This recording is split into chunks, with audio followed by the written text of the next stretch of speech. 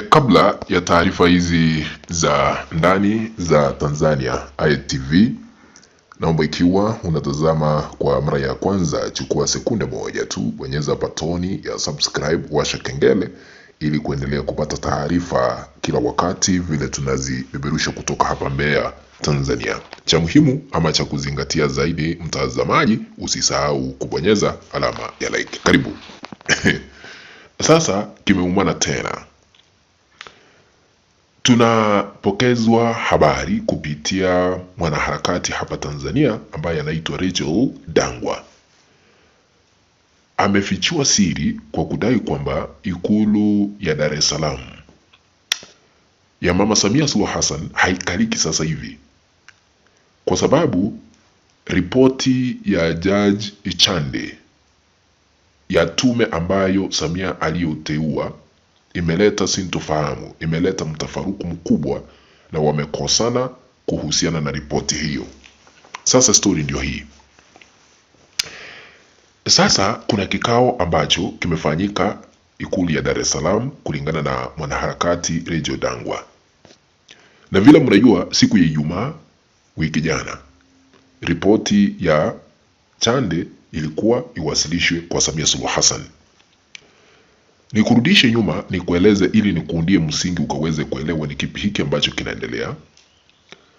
Wakati Samia alijichagua kuwa rais hapa Tanzania kupitia kilichosemekana ni uchaguzi wa 29 Oktoba mwaka jana, watu wakaandamana siku ya uchaguzi na baada ya uchaguzi.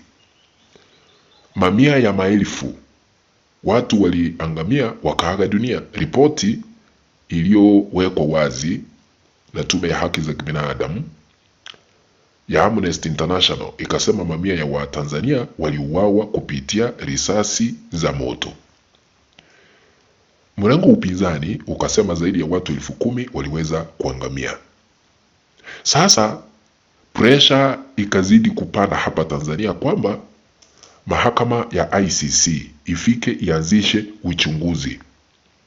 Mama Samia, akina Abdul, wa Tanzania wale ambao ni viongozi wakashikwa na mchecheto, wakaogopa, wakasema lazima tuunde tume ya ndani kwanza. Samia Suluhu Hassan akaenda mbele akateua tume yake ya kwenda kuchunguza maafa na kilichosababisha maandamano hapa Tanzania. Tume hii ilikuwa inaongozwa na jaji mstaafu, jaji mkuu Chande. Ripoti hiyo ikasubiriwa iweze kuwasilishwa kwa Mama Samia Suluhu Hassan. Siku za kwanza zikaisha, ripoti hiyo ikafikishwa Ikulu. Ni vile hamuelewi, sisi tunapata taarifa za ndani. Wakati ilipofikishwa Ikulu, Mama Samia akaikataa, akasema mumesema hapa watu 10,000 waliweza kuaga dunia na waliohusika kwa kuwaua ni jeshi la polisi, yani tuseme vyombo vya dola. Enda mbadilishe, museme maandamano yalisababishwa na Chadema na Tundu Lissu ili tukaweze kupata nafasi ya kumnyonga kwa uhaini. Sasa wakaongezwa siku nyingine 45. Wamefanya mabadiliko kidogo lakini imeshindikana.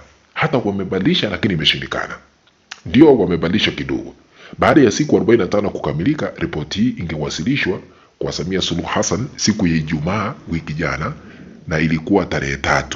Sasa tarehe 3 mwezi wa 4 mwaka huu ripoti hiyo ingefikishwa kwa Samia Suluhu Hassan. Sasa haikutolewa. Jumamosi ndio hiyo ripoti hiyo haikutolewa. Unajua ni kwa nini? Sasa taarifa za ndani zinasema ya kwamba kuna kikao maalumu kiliweza kuandaliwa kati ya tume ile ya Samia na Samia mwenyewe, Abdul na huyu waziri wa habari anaitwa nani? Makonda. Walikaa Ikulu ya Dar es Salaam wakielewana. Sasa tumesikia hivi. Ripoti hii inapendekeza kwamba maafa yalishuhudiwa hapa Tanzania na ICC inastahili kukuja kufanya uchunguzi na kuuchukulia hatua waliohusika. Akina Abdul wako hapo. Sasa wamekosana hivi kati ya tume hii ya Samia na wale ambao wako serikalini, akina Abdul mtoto wa Samia na hata Samia na Paul Makonda. Sasa iko hivi, kuna baadhi ya wengine wanasema hii ripoti iwe ya siri, isije ikatangazwa hadharani, na kuna wengine wamependekeza hii ripoti baada ya kuwasilishwa kwa Samia iwe ya siri, isiwekwe hadharani, na wengine wanasema iwe hadharani. Sasa wamekosana.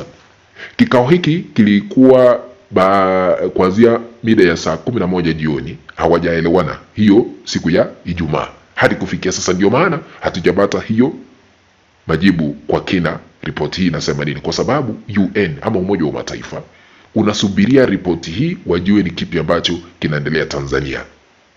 ICC inatazama iweze kuona ni kipi ambacho kinaendelea Tanzania kupitia ile ripoti. Sasa wametofautiana katika Ikulu ya Dar es Salaam.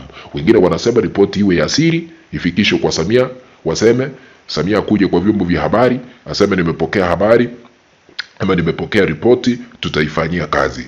Na wengine wanasema iwe wazi ili itangazwe na ionyeshwe hadharani ni kipi ambacho tume hii ilienda ikapata.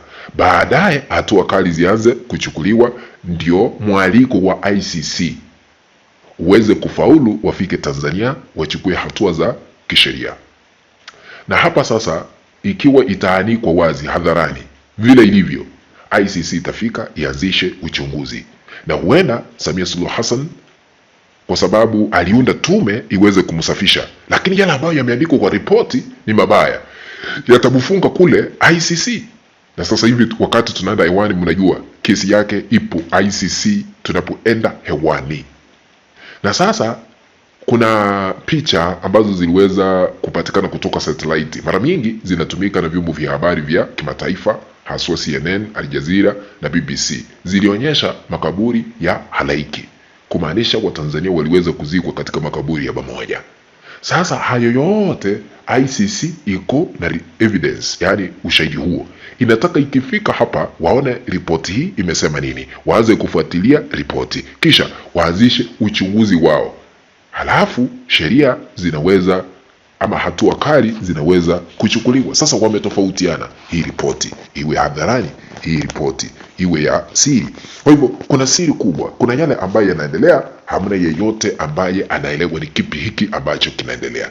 Na Samia aliunda tume iweze kumsafisha, lakini yaliyoandikwa kwa ile ripoti ni magumu.